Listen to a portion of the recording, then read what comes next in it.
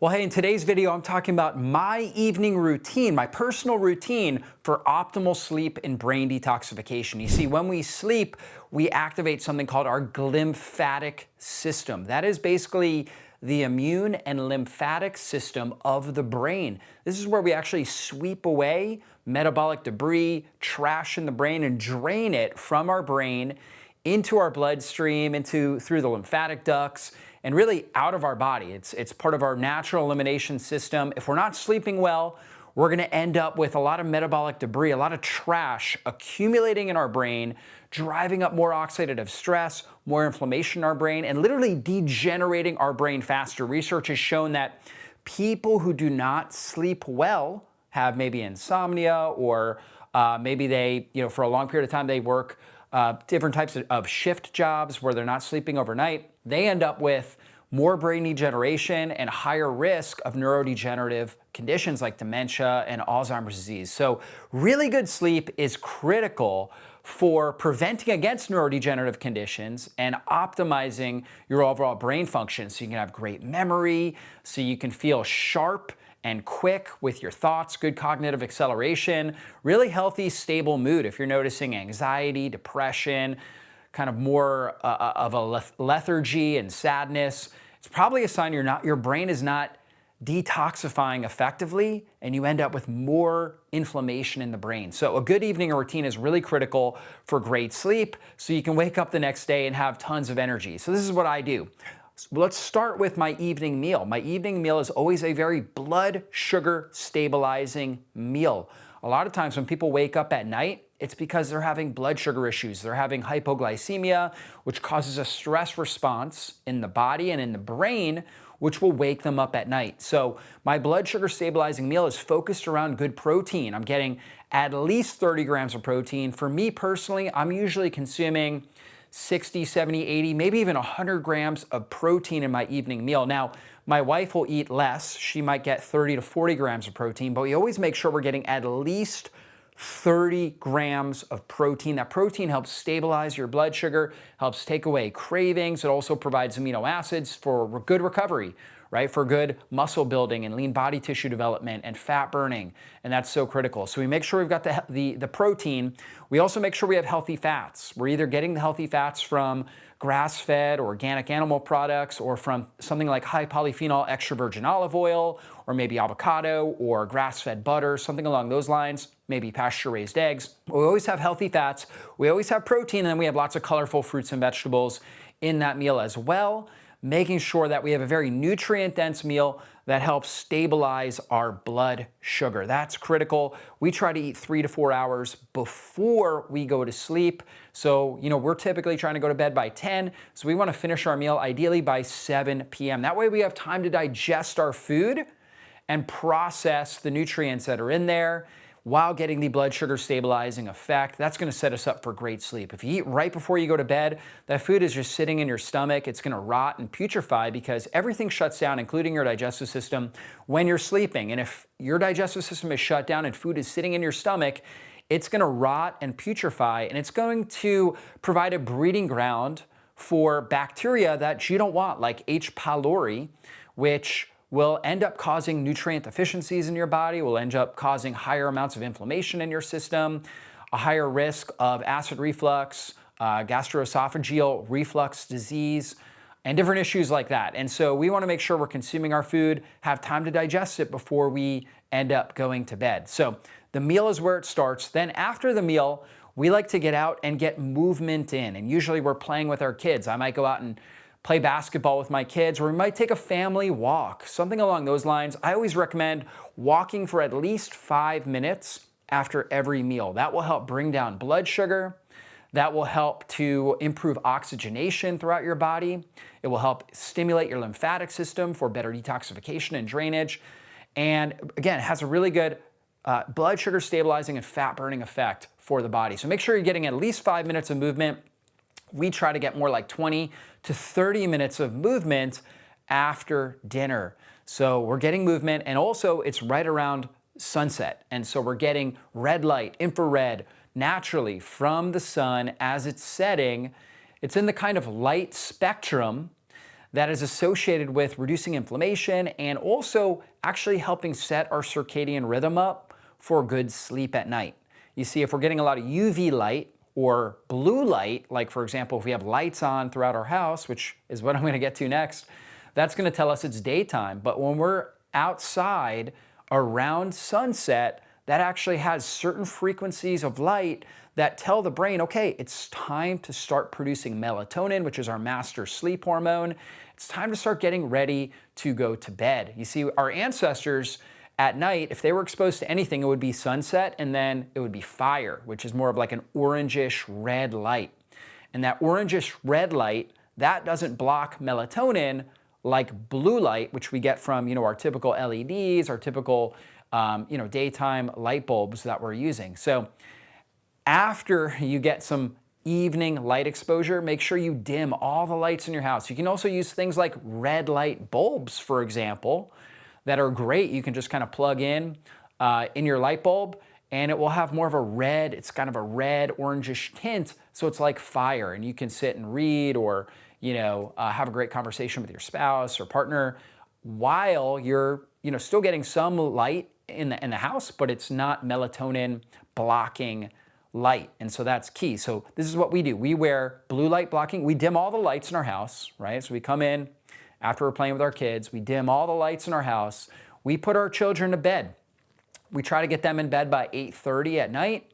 And then at that point, we dim all the lights if they're not already dimmed, which I had just mentioned, but we make sure the lights are dimmed, and then we put on our blue light blocking glasses. So blue light blocking glasses, they look like this right here. They make everything kind of orangish or red. We also put in some red light bulbs as well. We want to make sure we're doing everything we can to protect our brain from basically getting melatonin blocked. We want to make sure we're optimizing melatonin production to set us up for really, really good sleep. So we do that. And then of course we do our nighttime routine of brushing our teeth, flossing, making sure we're taking good care of our oral health, maybe using some moisturizer on our face, to some anti-aging creams, things like that. One thing I actually like to do is red light face mask. So I'll actually put on a red light face mask either in the morning as part of my morning routine or sometimes in the evening as well. And then what we do is we go ahead and we sit down and we'll either have a conversation or we'll read. My wife and I, we have an electronics curfew at 9:30 at night. So at 9:30, we make sure we're off of our phones, that electronics are off, like, we're not watching TV unless maybe once a week or so on a movie night on a weekend, but very rarely. Most of the time we've got an electronics curfew. And I would recommend that in your house. Having an electronics curfew is a really good idea. We also make sure that we have an automatic timer on our Wi-Fi that turns off at 10 p.m. So even if we were on or something like that, our Wi-Fi ends up turning off.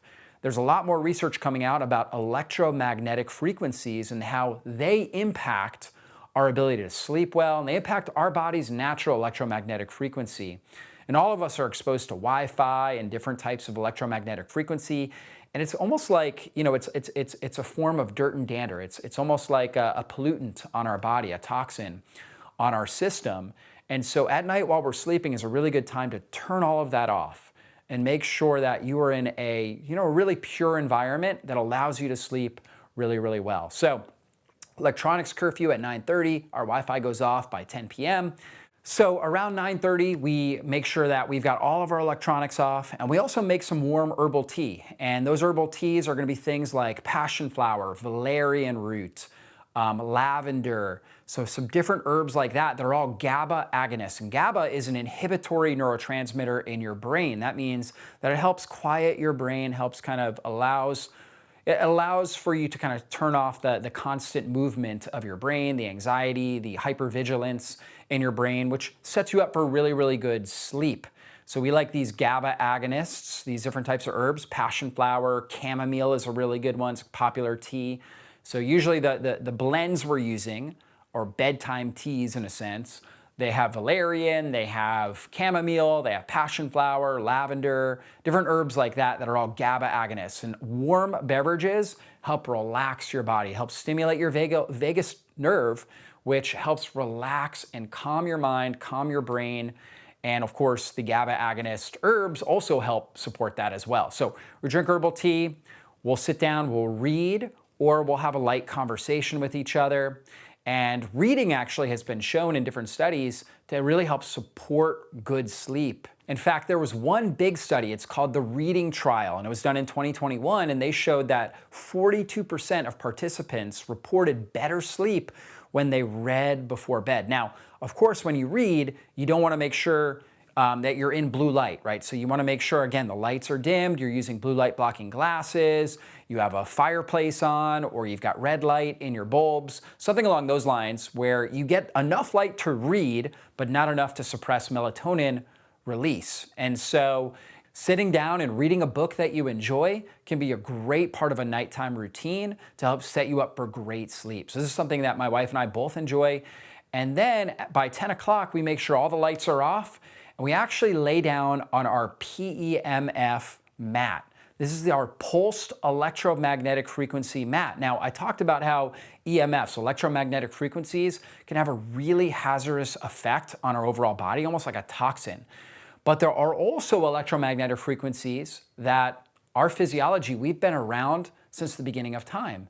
And that is the same frequency as the Earth. In fact, they call it Schumann's resonance. So Schumann's resonance, this 7.83 hertz, is the frequency of our theta waves in our brain, which sets us into a very calming state. It's part of this extremely low electromagnetic frequency that is very healing and grounding for our body and calming and supports our parasympathetic nervous system and sets us up for really good sleep. So you can actually get a really good PEMF mat. Mine is from a company called Higher Dose. And you can actually set it for these particular frequencies that set you up for great sleep. And that's what my wife and I do, is we set it on that. There's also infrared coming out of it as well. So it has a heating effect, and that infrared, of course, also is very anti-inflammatory on the body, can help reduce pain, improve joint health, a lot of great benefits, improve overall blood flow and oxygenation. So we'll lay on that for 15 or 20 minutes. Meanwhile, we sit and we kind of talk gradually, and we also pray during that period of time. So we pray always before we go to bed, and then from there we go right to our bed and we fall asleep. Now, in bed, we make sure that our room is completely dark, and on top of that, we make sure that the temperature in our room is set at 65 degrees. 65 degrees has been shown to be the most well-researched temperature frequency for optimal sleep. And we find that 65 degrees is kind of cool when you're up and you're not under your blanket, but when you're under your blanket, it actually feels really, really good. We also turn on our overhead fan, so we've got circulating air, and that really helps with good sleep as well. And then we make sure that we've got an eye mask on, and these eye masks are great. So they block out any sort of ambient light that might be coming in. Maybe there's a clock in your room, maybe a little bit of light can squeeze through the blinds, whatever it is, it's gonna block all of that out. And research has shown that when you're using eye masks, it actually improves your overall sleep quality and improves your ability to think sharply and quickly the next day. So sleep masks are a really good thing to be using at night.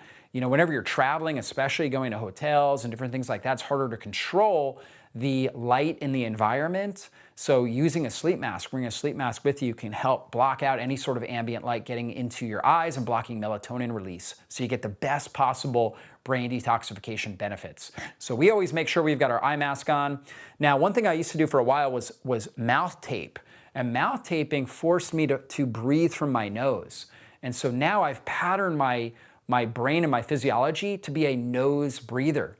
But for a while, most of my life, I was a mouth breather, and I just started doing this maybe 10 years ago, and now I'm a nose breather. However, from time to time, if I feel like I'm waking up with a dry mouth, or if I feel like I was breathing a lot out of my mouth, I will go back to mouth taping for a few days to reset my nervous system and make sure that I'm breathing from my nose. So most of the time now, my physiology has adapted to nose breathing at night. But from time to time, I'll reset my system with mouth taping, just putting a little bit of micropore tape over my mouth and making sure that forces me to breathe through my nose. When you breathe through your nose, it increases nasal nitric oxide levels, which increases vasodilation and brings more oxygen up into the brain and enhances glymphatic function for good brain detoxification. Now, when I'm sleeping, your sleep posture really matters as well. You get the best brain detoxification when you lay on your side in kind of a fetal position on your side, ideally actually on the right side. And I make sure that I've got a really good supportive pillow in between my legs. What happens for a lot of people is they're sleeping on their side and their leg, if you're on your right side, your left leg curls over your right, and it can torque your pelvis and torque your SI joint, your sacroiliac joint, causing more ligament laxity and more instability in your lower back, which can cause obviously more injury, more pain, issues with your discs and your lumbar spine, as well as sacroiliac joint subluxations, and cause a lot of issues. And so, as a trained chiropractor, I've realized it's so critical to make sure I've got that pillow spacing my hips out just right, so I'm not torquing one leg over the other. And I think that's really critical. So make sure you're doing that. Make sure your pillow also is supporting your neck so your head isn't flopping in one direction or being pushed up in the other direction too much. It should be nice and neutral and balanced, and that's going to set you up for the best possible sleep. So we make sure that we're in the right postural position. You can sleep on your right or on your left, and I'll roll over from side to side, my right and my left, but I tend to sleep a little bit more on my right than I do on my left. And so make sure, and I think really ultimately the glymphatic drainage is going to be optimal either way, left or the right. Some people say right, some people say left. It hasn't really been thoroughly vetted in the research, but we do know that sleeping on your side in that kind of fetal position is the best position for optimal lymphatic drainage to detoxify your brain and to support your body's overall healing and regenerative capacity. So we make sure that we take that evening routine, my wife and I, really seriously, because that sets us up for great energy, great mental clarity, so we can be the best we can be the following day. If you don't have a really good evening routine, now is the time to start, because a good evening routine can make all the world a difference in your memory, your mood, your overall performance the next day, and of course, in helping to lower your risk of neurodegenerative conditions like dementia, Alzheimer's, Parkinson's disease, and ultimately allow you to perform at your very best in whatever it is that you're doing. So hopefully you guys enjoyed this evening routine. Start making your evening ritual, your routine, start setting that up and creating really good patterns and habits so you can have great sleep and all day energy the next day.